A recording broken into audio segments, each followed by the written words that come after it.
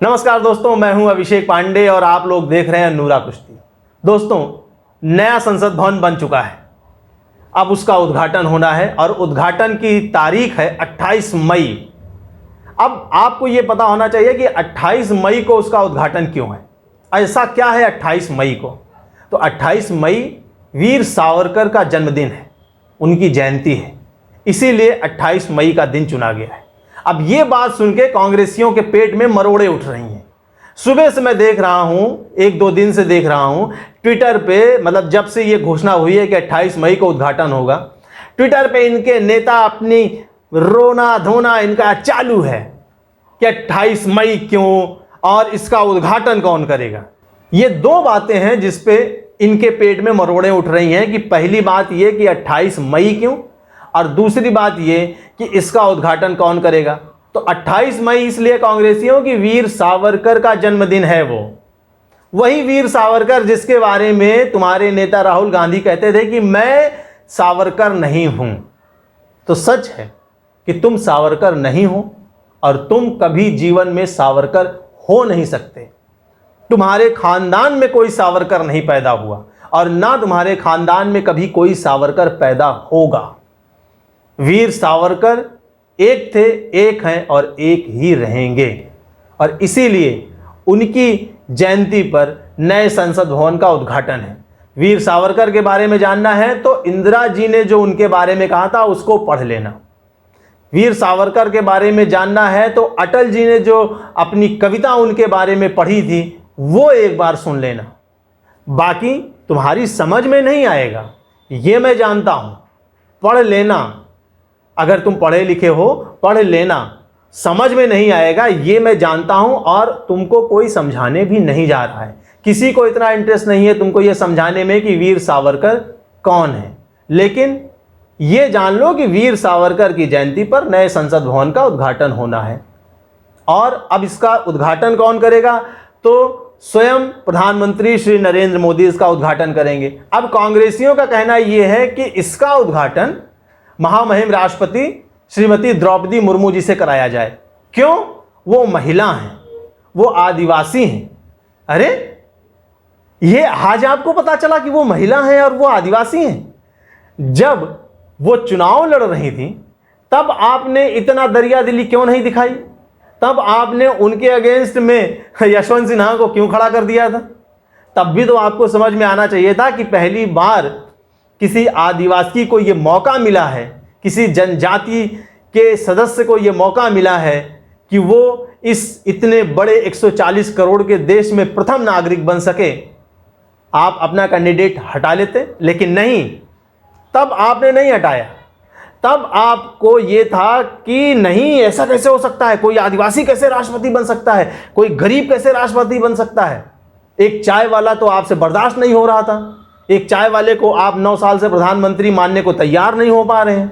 अब एक आदिवासी समाज की महिला राष्ट्रपति बन जाएगी, उसके आने पे मुझे खड़ा होना पड़ेगा, सम्मान देना पड़ेगा, तो ये मेरे अहंकार को चोट पहुंचेगी।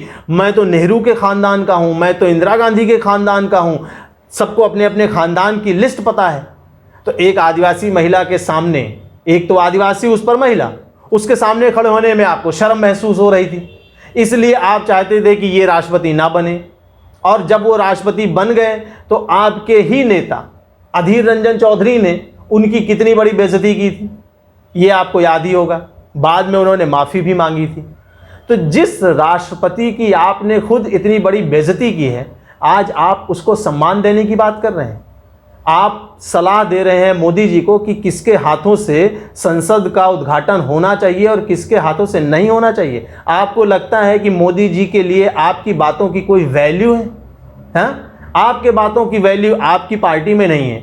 मोदी जी के लिए और देश के लिए आपके इन सारी फिजूल की बातों की क्या वैल्यू हो सकती है भला? तो इसलिए आप ये ज्ञान देना बंद करिए कि उद्घाटन किसके हाथों से होगा। ठीक है, महामहिम राष्ट्रपति इस देश की प्रथम नागरिक हैं, वो सर्वोच्च हैं, लेकिन संसद जो कि एक संवैधानिक संस्था है और संवैधानिक पद का जो प्रमुख है वो प्रधानमंत्री है, और इसलिए वो संसद का उद्घाटन करेगा। और पूरा देश यही चाहता है कि नरेंद्र मोदी जी इस नए संसद भवन का उद्घाटन करें। आपको तो तकलीफ तब से हो रही थी जब मोदी जी नए संसद भवन को बनाने की बात कर रहे थे। जब से संसद भवन बन रहा था तब से आप लोगों का रोना धोना चालू है। ऐसा लग रहा था कि जैसे मोदी जी अपने लिए घर बना रहे हैं।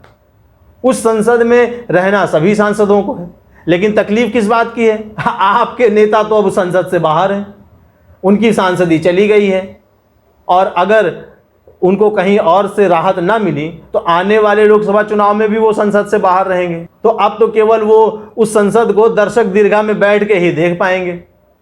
उस कुर्सी पर बैठने की उनकी कीमत तो खत्म हो गई, इसीलिए आपको तकलीफ हो रही है और अब आप केवल इसमें तोड़ भान कर रहे हैं। दरअसल आपको विवाद पैदा करना है। किसी बात को अच्छे तरीके से, सही तरीके से एक्सेप्ट कर लेने की परंपरा आपकी पार्टी में कभी रही नहीं है। आप दरअसल किसी को बर्दाश्त नहीं कर पाते, इसीलिए आपसे ये बात बर्दाश्त नहीं हो रही है कि एक चाय वाला जो प्रधानमंत्री बन चुका है वो हमारे नए संसद भवन का उद्घाटन करेगा, क्योंकि ये बात इतिहास में दर्ज हो जाएगी, और इतिहास में दर्ज हो जाएगी तो आने वाले समय, आने वाली पीढ़ियां इस बात को अपनी किताबों में पढ़ेंगी कि नए संसद भवन का उद्घाटन किसने किया था। तो उनको पढ़ना पड़ेगा कि श्रीमान नरेंद्र मोदी ने। अब यहाँ पर कोई गांधी तो आ नहीं रहा है, राजीव गांधी, इंदिरा गांधी, ये सब तो बेचारे काल कवलित हो गए हैं। राहुल गांधी, प्रियंका गांधी, इनकी कोई अभी अहमियत है ही नहीं उस संसद में। तो अब गांधी परिवार का नाम उसमें जुड़ नहीं पा रहा है, यही आपकी सबसे बड़ी तकलीफ है। अगर अभी ये कह दिया जाए कि इस संसद भवन का उद्घाटन सोनिया गांधी के हाथों से कराया जाए, राहुल गांधी के हाथों से कराया जाए, प्रियंका गांधी के वो हाथों से कराया जाए, आप तो बिल्कुल बल्लियां उछलने लगेंगे। फिर आपको द्रौपदी मुर्मू जी याद नहीं आएंगी, तब आप नहीं कहेंगे कि नहीं नहीं नहीं नहीं नहीं नहीं द्रौपदी मुर्मू जी से कराइए, तब आपको द्रौपदी मुर्मू जी याद नहीं आएंगी। ठीक है, द्रौपदी मुर्मू जी आपको केवल कंट्रोवर्सी के लिए याद आ रही हैं। तो ये बात महामहिम को भी पता है, नरेंद्र मोदी को भी पता है, और इस पूरे देश को पता है। तो आप बस इंतज़ार करिए 28 मई का, जब नए संसद भवन का उद्घाटन प्रधानमंत्री नरेंद्र मोदी अपने हाथों से करेंगे और आपकी छाती पर सांप लौटेगा, लेकिन आप चाह के भी कुछ कर नहीं पाएंगे।